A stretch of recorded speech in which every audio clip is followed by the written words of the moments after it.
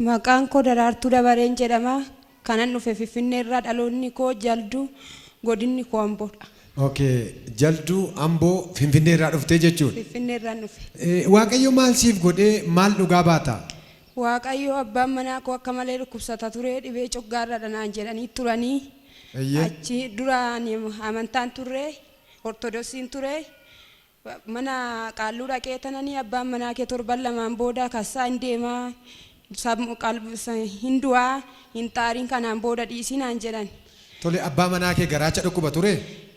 Inni yaalkan kayeetuma zim jedhee kophaa odeessaa du'e jedhaa of gannasaa waanuma godhu yoomaanuma iyya zim jedhee kobumasaa. Of gannasa jechuun akka of kafaru wayii of godhaa?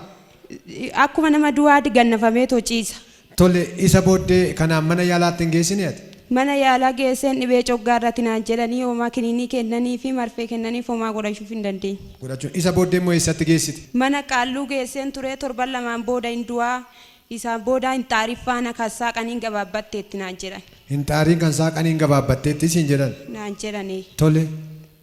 Isaan booda immoo gooddanyaan koo tokkoon jirti ammumallee ishiin na fidee dhufee ifa fayyinaa kan jedhamu hin jiraa dhaqi achitti fayyaa naan jettee gastaawosii qabannee achi ishiin na fiddee dhuftee asitti fayye bilisa baatee taarraan booda gali nuun jedhanii eegasi dhibee sun ittiin deebine.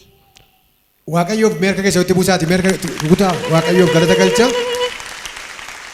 Tole egaa warri waa himan ati geessitee xaariin torban lama booddee abbaan manaa kee kun hin du'aadhanii ati immoo hin fidde eddana namni Waaqayyoo immoo bilii isaa irraa kaaftee bilii jedhanii jecha akkasii abbaa manaa kee irratti dubbatan. Amma abbaan manaa kee torban lamarra dabarre erga siinii kadhatame ammam tureera? Ji'a sadi guuteera amma.